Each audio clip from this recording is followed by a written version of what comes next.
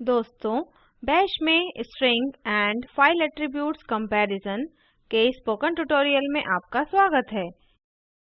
इस ट्यूटोरियल में हम निम्न सीखेंगे: स्ट्रिंग कंपैरिजन और फाइल एट्रीब्यूट्स कंपैरिजन। हम कुछ उदाहरणों का प्रयोग करके यह सीखेंगे। इस ट्यूटोरियल के लिए मैं उपयोग कर रही हूँ उबुंटू लिनक्स 1204 ऑपरेटिंग सिस्टम और GNU Bash वर्जन 4110। कृपया ध्यान दें, इस ट्यूटोरियल के अभ्यास के लिए GNU Bash वर्जन 4 या उससे नए की सलाह दी जाती है। अब परिचय से शुरू करते हैं। बैश में एक स्ट्रिंग की तुलना दो तरीकों से की जाती है। पहला, इक्वल टू ऑपरेटर का प्रयोग दो इक्वल स्ट्रिंग्स की तुलना के लिए। दूसरा, नॉट इक्वल टू ऑपरेटर दो नॉट इक्वल स्ट्रिंग्स की तुलना के लिए। एक उदाहरण देखते हैं। मेरे पास यहाँ एक सरल प्रोग्राम है जो यूजर आईडी जांचता है। अपने एडिटर में एक फाइल खोलें और इसे strcompare.sh की तरह सेव करें। अब अपनी strcompare.sh फाइल में यहाँ दर्शाए गए की तरह कोड टाइप करें। मैं कोड समझाती हूँ। यह शीबैंग लाइन है। whoami कमांड मौजूदा यूजर का यूजर नेम देती है। इफ स्टेटमेंट स्ट्रिंग रूट के विरुद्ध वेरिएबल whoami का आउटपुट जांचता है। यहाँ हमने स्ट्रिंग्स की तुलना करने के लिए नॉट इक्वल टू ऑपरेटर प्रयोग किया है।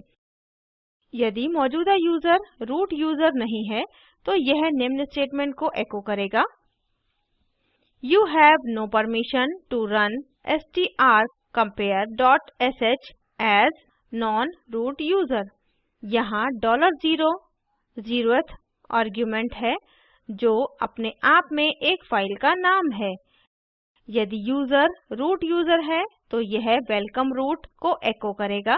फिर हमारे पास प्रोग्राम के लिए एग्जिट स्टेटमेंट है और यहाँ fi के साथ हम इफ स्टेटमेंट को समाप्त करते हैं। एग्जिट स्टेटमेंट के बारे में अधिक जानने के लिए अपनी स्लाइड्स पर वापस आते हैं। प्रत्येक प्रोग्राम एक एग्जिट स्टेटमेंट रिटर्न करता है। एक सफल कमांड 0 रिटर्न करती है। एक गलत कमांड एक नॉन ज़ीरो वैल्यू रिटर्न करती है। यह एरर कोड की तरह समझी जा सकती है। हम एग्जिट स्टेटमेंट की रिटर्न वैल्यू को रुचि के अनुसार चुन सकते हैं। अब प्रोग्राम को निष्पादित करते हैं। अपने कीबोर्ड पर एक साथ Ctrl, Alt और T कीज़ दबाकर टर्मिनल खोलें। पहले सिस्टम के मौजूदा यूजर को जांचते हैं। टाइप करें whoami, एंटर दबाएं। यह मौजूदा यूजर का नाम आउटपुट करेगा। अब अपनी स्क्रिप्ट को निष्पादन योग्य बनाते हैं। टाइप करें chmod + x strcompare.sh। टाइप करें /strcompare.sh। आउटपुट प्रदर्शित होता है: You have no permission to run .strcompare.sh as non-root user।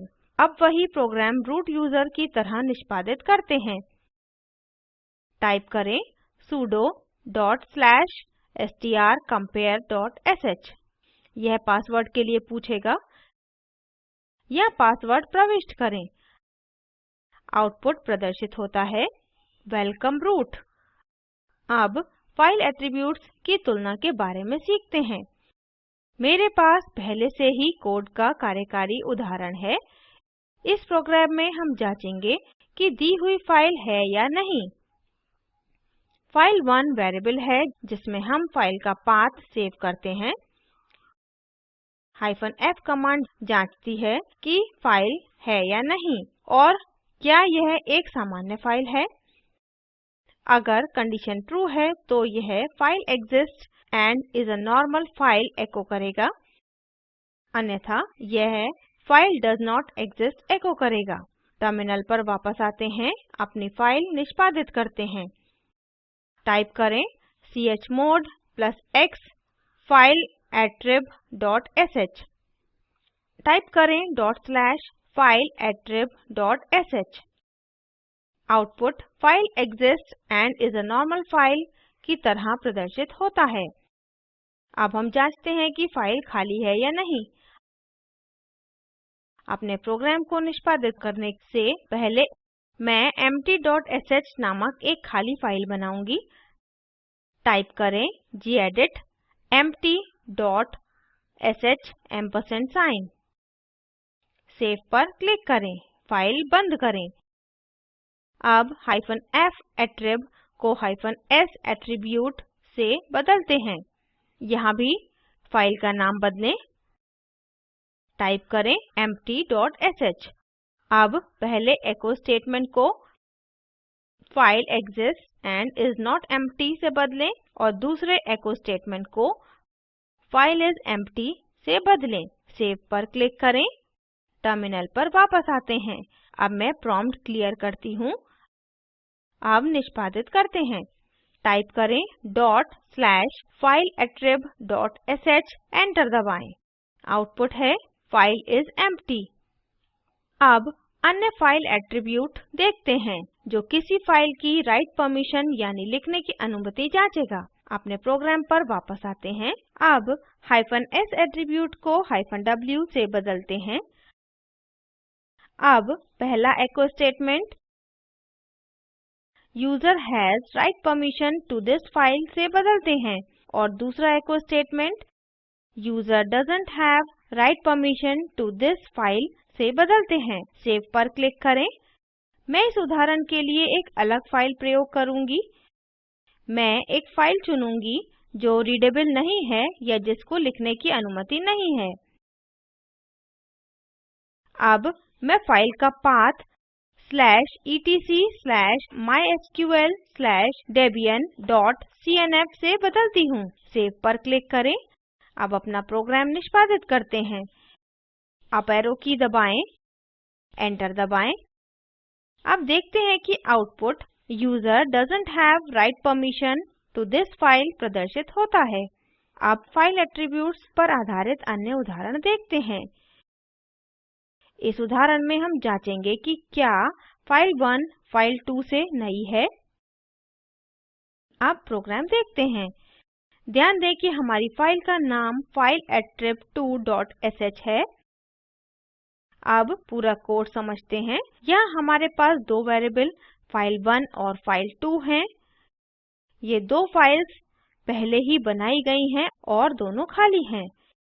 यहाँ हम जांचते हैं कि क्या file1 file2 से नई है। अगर कंडीशन ट्रू है तो हम प्रिंट करते हैं file1 is newer than file2, अन्यथा file2 is newer than file1। यह एक अन्य if स्टेटमेंट है। यहाँ हम जांचते हैं कि क्या file1 file2 से पुरानी है। अगर कंडीशन ट्रू है तो हम प्रिंट करते हैं file1 is older than file2, अन्यथा हम प्रिंट करते हैं file2 is older than file1। अपने टर्मिनल पर वापस आते हैं। पहले हम empty1.sh फाइल को एडिट करेंगे। मैं केवल इसमें एक echo स्टेटमेंट जोड़ूंगी। टाइप करें echo डबल कोट्स में hi डबल कोट्स के बाद greater than sign empty1.sh enter दबाएं। अब अपनी स्क्रिप्ट को निष्पादन योग्य बनाते हैं। टाइप करें chmod +x fileattrib2.sh। अब टाइप करें /fileattrib2.sh। हम निम्न की तरह आउटपुट देखते हैं file1 is newer than file2, file2 is older than file1। अब empty2.sh फाइल को एडिट करते हैं। यहाँ भी मैं echo स्टेटमेंट जोड़ूंगी। टाइप करें echo डबल कोट्स में how are you कोट्स के बाद ग्रेटर देन साइन empty2.sh। अब मैं प्रॉम्प्ट को क्लियर करती हूँ। अब हम दोबारा अपनी स्क्रिप्ट को निष्पादित करते हैं। अप एरो की दबाएं। /fileattrib2.sh पर जाएँ, एंटर दबाएं। आउटपुट निम्न की तरह प्रदर्शित होता है file2 is newer than file1, और file1 is older than file2। यह हमें इस ट्यूटोरियल के अंत में लाता है। इसको सारांशित करते हैं।